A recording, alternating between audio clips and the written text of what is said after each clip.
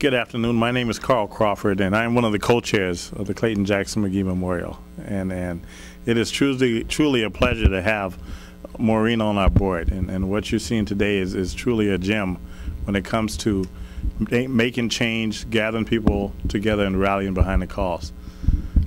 You only have to look in the evening's paper to see why I'm a part of the Clayton Jackson McGee Memorial. The same battles that were fought back in 1920 are still being fought today, although the lynching is not a rope. The lynching is done by other means. In America right now, we have not made leaps and bounds after the civil rights movement. We have a generation of what I call sleeping giants, people that are unaware of A, their potential, and B, how much or how little change has actually been accomplished after the civil rights movement.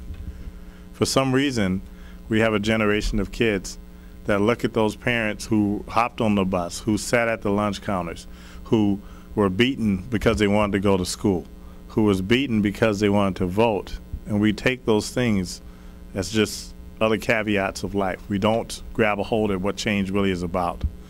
Right now, as most of you have experienced some type of racism in your life. You know, as an African American male, I can tell you there's no escape from it.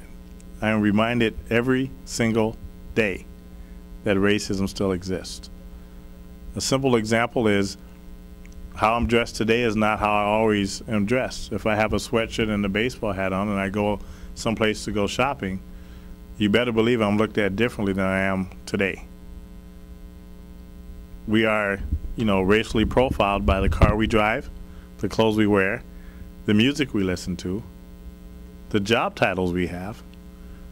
Still affects my everyday life.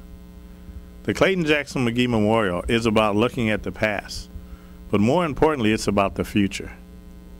It's about the change that still has not happened, the change that still needs to happen.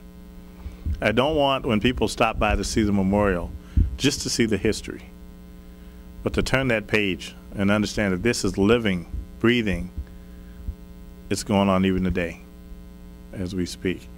It only takes, if you have a chance, to see the kids on the playground and watching those kids really recognize that there are some differences.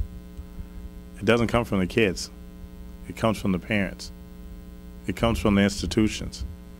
It comes from the schools, the hospitals, the banks, the insurance companies, on how people are being treated across America.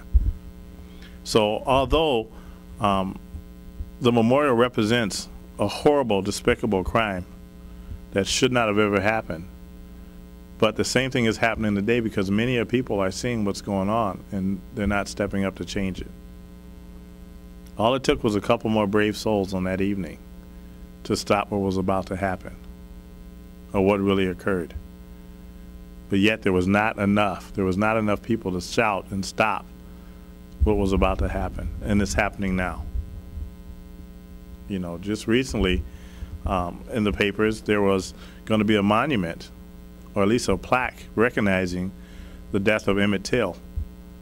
Just recently in the paper, I read that now there aren't going to be any charges brought forth because it's past the statute of limitations. They can't go after the people who did this crime, so no charges were ever pressed. That has happened in the African American community time and time and time again. That we show that some crime has happened, people are brought to justice, and there's a loophole, there's a way to escape. One thing I've learned that in living in northern Minnesota, that for most Caucasian or white people don't have to deal with race if you really don't want to. There are places in this town that you don't have to deal with me or people like me or interact with people like me. And for many, they can live a whole life through and not really deal with what I deal with on a day-to-day basis. And until they are aware of the problem and until they are ready to change the problem, they are actually still part of the problem because it still exists. And that's what I want, our work to do, to have an opportunity to bring about change, to bring about conversation, but also for us to constantly look in that mirror. Look in the mirror and see what are we doing today that's worth talking about tomorrow. And for African Americans, especially men, You know, right now we are so scarce that it's pretty scary. It's pretty scary.